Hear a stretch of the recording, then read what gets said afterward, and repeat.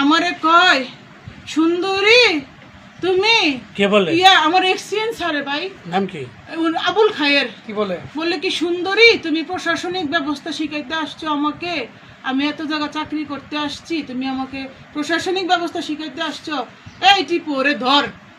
টিপু আমাকে এরকম ফিচ্ছা মুড়ে এরকম ভাবে ধরছে, আর এক্সিয়েন আমাকে এরকম ভাবে এখানে ধরছে। ওনার হাত আমার বুকে লাগছে, স্তনে লাগছে, আমার এখানে এড়াইয়া গেছে। আমি বারসজ্জায় এসে আমি দেখছি। কেন ধরছে? আমাকে নাকি আমি সুন্দরী, আমাকে নাকি বুঝাবে প্রশাসন কি, প্রশাসন কি উনি আমাকে বুঝাবে। আমাকে উনি হুমকি দেয়, প্রশাসনিকের কথা কইতে আইসো 1-2 তে তোমারে বদলি করে দেবো। এবং উনি তাই করছে। 6 ঘন্টার ভিতরে আমার কুমিল্লা থেকে পটুয়াখালী বদলি করছে। আমি একটা ডায়াবেটিসের রোগী।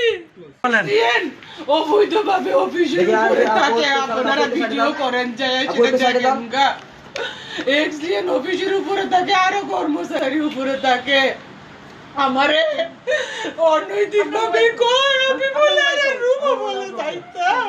উঠে দাঁড়ান, নাম তো উঠে বসেন না, নাম তো হয়রানি করতে কবে আমারে 21 তারিখ থেকে আর আগের থেকে আভরালি প্রস্তাব দে এবারে রুম বলে যাইতাম, এক্সচেঞ্জের রুম বলে যাইতাম, বেড়ারে বলে খুশি করতাম, আর নাইলে আমারে বলে বদলি বলে করে দিব। নাম কি? নাম কি? নাম কি? ওনার রাখছেন নাম কি? নাম আবুল খায়ের, নির্বাহী প্রকৌশলী আমার অফিসের। এরপরে স্যার আপনাকে কি বললো? আমারে পানি দাও জান্নাত, আমার গলা শুকিয়ে যেতেছে, আমারে আরে পানি দাও। ওনার অভিযোগ ওনাকে বলতে দেন। এরপরে করছে কি, না আপনার বিষয় না, এটা ওনার বিষয়। এরপরে আমি হেরা টেন্ডার করছে, হ্যাঁ। সে টেন্ডার চোর, সে টেন্ডার করছে। আমি এস্টিমেটেড টিপু স্যারকে বললাম, স্যার আমি তো আমার তো আমি পারতাম না, আমি উপরে উঠতে পারতাম না, আমার হাতটা অবশের মতো লাগছে, আমার তুলো। আপনার নাম কি? আপনি কোন পোস্টে আছেন আর কি সমস্যা বলেন? আমার নাম মুসাম্মদ তাজমিন আক্তার। আচ্ছা, কি হয়েছে? ঘটনা কি হয়েছে? ম্যাডাম উঠে বসে বলেন। হ্যাঁ, দুজন ধরে না উঠলে কি ইয়া করে দেবে? কারণ ও গো মাথা ঘুরো। একটু ক্যামেরা ইয়ে করুন। একটু উঠে কাজ দিয়ে দেন। দেন। হ্যাঁ, বসুন। আমার চশমা দেন, আমি চোখে দেখতেছি না। চশমা মনে ওয়াশরুমে। ম্যাডাম পানি খান। আমারে পানি দেন। আপনাকে এই প্রস্তাব কবে করছে? আমাকে উনি অফিসে আসার পর থেকেই করতেছে। কবে, মানে কত মাস, কত দিন ধরে? এটা প্রায় আজকে 2-3 মাস ধরে উনি এটা করতেছে।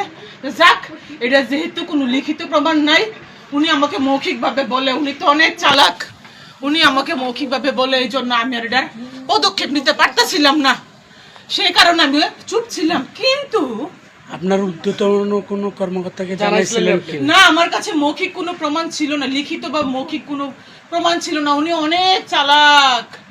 উনি, আমি যখন উপরে খাইতে যেতাম, উপরে আমি খাইতে যাই, এখানে রান্নার ব্যবস্থা আছে, এখানে উপরে পুরা আবাসিক সবাই থাকে, এখানে 3 থেকে 4 জন কর্মকর্তা থাকে, অফিসিয়াল নিয়মে থাকার কোনো ব্যবধান নাই। আমি এগুলা বলি স্যারকে, স্যার আপনি কিন্তু অনৈতিক কাজ করতেছেন, আপনি কিন্তু উপরে থাকতে পারেন না স্যার, আমাকে কিন্তু কর্তৃপক্ষ শোকজ করে দিবে স্যার, আমার কিন্তু চাকরি চলে যাবে স্যার। উনি বলে বাগনামি করো, বদলি শোকজ তোমার বুটকি দিয়ে বইরেছে, আমারে বুঝাও। আমি স্যারের কইলাম, স্যার আপনি যে লাস্ট যে টেন্ডারটা করলেন 19 প্যাকেজের, আপনি যে লটারিটা করলেন স্যার, আমি তো কইতাম পারি না, মেমো বই চাইয়া আমি দেখি স্যার এই লটারির উইনারদেরকে আপনি ল্যাপে অর্ডার সঠিকতা যাচাই করার জন্য চিঠি দিছেন স্যার। সেই স্মারক বই আমার লেখার কথা স্যার, ওই স্মারক বই আউটসোর্সিং লেখে, এই ব্যক্তি আউটসোর্সিং লেখে আমার স্মারক বই। আমার অফিসে কোনো মূল্য নাই আমার, আমি একজন প্রশাসনিক কর্মচারী হিসেবে। এই লোককে কথা বলতে বন্ধ করেন। একটা খাতা আমাদের এন্ট্রি আছে, আমরা এখানে আউটসোর্সিং হলো, আমরা অফিসে কাজ এই লোকে আমি জানি না প্রশাসনিক কোনো অর্ডার আছে কিনা, আমার এক্সিএন এর লিখিত কোনো অর্ডার আছে কিনা, ওরকম কোনো অর্ডার আমি শো করি নাই, আমি দেখি নাই। তারা যে মেমু বইটা তারা যে লিপিবদ্ধ করতে পারে, এই অর্ডার তো আমি দেখি নাই স্যার, তো আমাকে দেখাই নাই। আমি বললাম এস্টিমেটর টিপু স্যারকে, স্যার আপনি যে পে অর্ডারের জন্য যে চিঠি দিচ্ছেন এই চিঠি তো আমি করছি না, এই চিঠির স্মারক তো স্যার 423, এই চিঠির স্মারক স্যার 423 স্যার হবে। এটা আমার চিঠি স্যার, এটা আমি দাখিল করব, এটা আমি স্মারক না বইয়ে লিখব, এই চিঠির নিচে স্যার আমি ইনিশিয়াল করব স্যার। এটা অপ্রশাসনিকভাবে এই চিঠিগুলো কেন যাচাইয়ের জন্য ব্যাংকে যাবে স্যার? তখন টিপু স্যার আমাকে বলে নয়া ফুন্দে বাল উঠছে, অফিসারকে আসেন কাউন্টার করতে, চার্জ করতে। আমি বলি স্যার আমি তো আপনাকে চার্জ করতে পারি না, আমি কর্মচারী স্যার, চার্জ করার ক্ষমতা স্যার আমার নাই।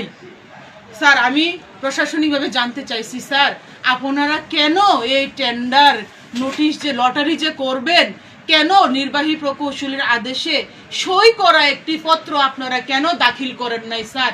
এই পত্র তো আমি দাখিল করার কথা। কোনো সময় অফিসে অডিট হইলে এই প্রশ্ন তো আমি সম্মুখীন হব, আপনি কেন এই টেন্ডারের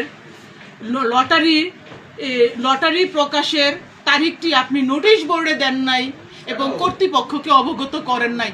তখন কি আমার চাকরি থাকবে?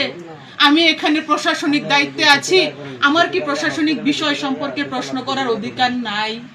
আমি কি জানতে পারি না আমার স্যারের কাছে?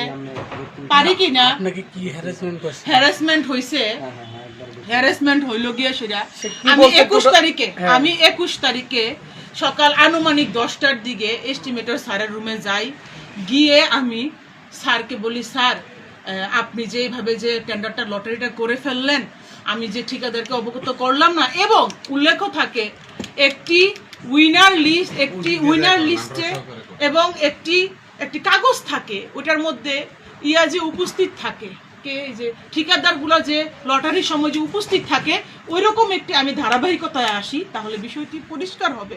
আমার কষ্ট হইতেছে কথা কইতে, আমি আমার চাকরিটা মনে হইতেছে আমার চাকরিটা যাইব না। আমি এত বিস্তারিত কইতেছি, মনে হয় চাকরিটা যাইব গা। আমি কইলাম স্যার আমার তো চাকরি যাইব গা, লটারির সময় কেডা কেডা উপস্থিত আছিল এই কাগজ করলেন না কি রে?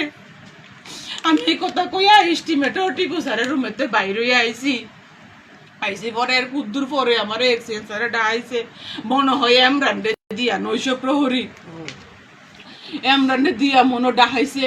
আমি গেলাম, আমি যাইয়া দেখি রুমটার ভিতরে কমপক্ষে 60টা বেড়া বয়ে রইছে। আমি যাই সেরে এমনি দাঁড়াইছি, সবাই বয়ে রইছে।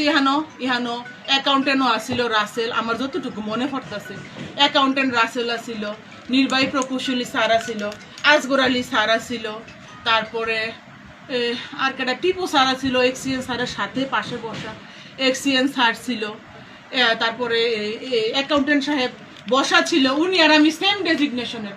আমি গেছি কথা বলতে, উনি বসা, আমি দাঁড়াই রইছি। তারপর আমি যাওয়ার পরে কয় কি ফাঁকনামি করো, আমার উপরে দিয়া কথা কও, তোমার এই চার্জ করার ক্ষমতা কে দিছে? তুমি যে টিপু স্যারকে যে চার্জ করলা যে আমাকে উইনার লিস্ট দেন, আমি জীবনও উইনার লিস্ট চাইছি। হ্যাঁ আমি বলতাছি হ্যাঁ, আমারে কয় সুন্দরী তুমি কে বলে? আমার এক্সিয়েন্স স্যারে ভাই নাম কি? আবুল খায়ের। কি বলে? বললে কি সুন্দরী তুমি প্রশাসনিক ব্যবস্থা শিখাইতে আসছো আমাকে, আমি এত জায়গা চাকরি করতে আসছি, তুমি আমাকে প্রশাসনিক ব্যবস্থা শিখাইতে আসছো? এই টিপু ওরে ধর। টিপু আমাকে এরকম ফিচ্ছা মুড়া এরকম ভাবে ধরছে, আর এক্সিয়েন আমাকে এরকম ভাবে এখানে ধরছে, ওনার হাত আমার বুকে লাগছে, স্তনে লাগছে, আমার এখানে এড়াইয়া গেছে। আমি বারসজ্জায় এসে আমি দেখছি। কেন ধরছে? আমাকে নাকি, আমি সুন্দরী, আমাকে নাকি বুঝাবে প্রশাসন কি উনি আমাকে বুঝাবে, আমাকে উনি হুমকি দেয় প্রশাসনিকের কথা কইতে আইছো, 1-2 তোমারে বদলি করে দেবো, এবং উনি তাই করছে। 6 ঘন্টার ভিতরে আমার কুমিল্লা থেকে পটুয়াখালী বদলি করছে। আমি একটা ডায়াবেটিসের রোগী, আমি মডার্ন স্কুলে পড়ে ওরে আমি আনা নেওয়া করে, আমার স্বামী সংসার, আমার শাশুড়ি দিনের বেলায় 100 বার মাথা ঘুরা পড়া জায়গা। কত আমার ঘন্টার ভিতরে আপনাকে সংসার বদলি করছে? আমাকে আনুমানিক 6 ঘন্টার ভিতরে বদলি করছে। কেন বদলি করছে? আপনাকে যে হেনস্থা করছে যেমন কখন করছে? আমাকে 21 তারিখ সকাল আনুমানিক 10টার পরে ওনার রুমে যাওয়ার পরে আমাকে 21 হেনস্থা তারিখ, করছে। আর এরপরে 6 ঘন্টার মধ্যে বদলি করে দিচ্ছে। জি, এরপরে 6 ঘন্টার মধ্যে বদলি করছে এবং আমি মাথা ঘুরেও ওখানে পড়ে গেছি একবার। পরে আমি উপায় বুদ্ধি না দেখে দেখতেছি এখানে সবাই নীরব দর্শক ভূমিকা পালন করতেছে, এই জন্য আমি উপায় বুদ্ধি না দেখে আমি স্থানীয় ঠিকাদারকে ফোন দেই এবং আমি আমার নিরাপত্তার জন্য আমি আমার স্বামীকে কল দেই। ওই মুহূর্তে আমি নিরাপত্তাহীনতায় ভুগতেছিলাম। আপনাকে ওই হেনস্থা করা হয়েছে, আপনি ওনার অন্যায় কাজের বিরুদ্ধে প্রতিবাদ জি করার জি কারণে। জি, আমি অন্যায় আর কাজের কি কি বিরুদ্ধে। প্রস্তাব করা আর উনি আমার কাছে টাকা চায়। কত টাকা চায়? উনি আমার কাছে 5 লক্ষ টাকা চায়। কেন? উনি আমাকে বদলি ঠেকাই দিবে। আমি ওনার রুমে গেছিলাম, পরে আবার বলে স্যারের কাছে মাপটাপ চাইতাম, বলে স্যার যাই হইছে স্যার আমারই দোষ স্যার, আপনি যেহেতু কর্মকর্তা স্যার, আপনি স্যার আমার অভিভাবক স্যার, আমারই দোষ স্যার, আপনি আমার মাফ করে দেন স্যার আল্লাহর রস্তে। আর কি কি প্রস্তাব দিয়েছে? এরপরে আমি কি করছি জানেননি, আমার জামাই রেলওয়ে ঢুকছিলাম তো স্যার, শুনেন না, আমার জামাই রেলওয়ে ঢুকছিলাম তো, পরে আমি ইয়া করছি কি আমার জামাই রেখেছে গো তুমি এটা কিন্তু ভিডিও করো, এমনি আর লক করুন বালা দেখা জানা। পরে আমার জামাই ওনারে ভিডিও করছে, আমি ওনারে জিজ্ঞেসি স্যার আপনি আমার কাছে কিসের টাকা পান, উনি কোনো উত্তর দিতে পারে না। আমি ওনারে বলছি আমি প্রশাসনিক দায়িত্বে আছি এখানে, আপনি আমার কাছে প্রশাসনিক কাগজ চাইতে পারেন স্যার, টাকা সংক্রান্ত বিষয় অ্যাকাউন্টস বলতে পারবে স্যার। আপনাকে আর আমি কি কি এগুলোর প্রস্তাব মধ্যে- দিয়েছে সেটা বলেন। আমাকে প্রথমত বিগত কয়েক মাস যাবত আমাকে মৌখিকভাবে সরাসরি কানে কানে আমাকে আস্তে আস্তে আমাকে বলা হয়েছে যে তুমি উপরে রুমে আসো। তারা অনৈতিকভাবে তারা উপরে বসবাস করে, আপনারা কিন্তু একটু দয়া করে উপরে যাইয়েন, আলামত সংগ্রহ করেন, উপরে যে মানুষ থাকে কাপড় চুপড় সব আপনারা আলামত ইয়া করেন। তো অনৈতিক প্রস্তাব দিতে আছে। এরপরে আমি দাপ্তরিক বিষয়ে খুবই সতর্ক, আমি কর্তব্য পালন করি এবং আমি অনৈতিক প্রশাসনিক কিছু হইতে আমি রাজি না, যেই কারণে আমার প্রতি এরকম প্রতিহিংসামূলক এবং সবসময় আমাকে সুন্দরী বলে, এটা আনঅফিসিয়াল সম্বোধন, আমাকে সুন্দরী উনি বলতে পারে না, এটা আনঅফিসিয়াল, এটা একটা মহিলাকে যৌন হয়রানির আওতায় পড়িয়েছে, আমাকে উনি কেন সুন্দরী বলবে? আমার নাম মুসাম্মদ তাজমিন আক্তার, আমার দাপ্তরিক নাম মুসাম্মদ তাজমিন আক্তার, উচ্চমান সহকারী, উনি আমাকে সুন্দরী কেন বলবে? কেন উনি আমাকে কেন সুন্দরী বলবে? উনি আমার স্তনে হাত দিবে কেন? আমার বুকে কেন আঁচড় পড়বে? অফিস করতে কর্মকর্তা দ্বারা আমার বুকে কেন আঁচড় পড়বে? কেন আঁচড় পড়বে? আমি মুখ এখন কেমনে দেব? আমি মুখ এখন কেমনে দেব গো?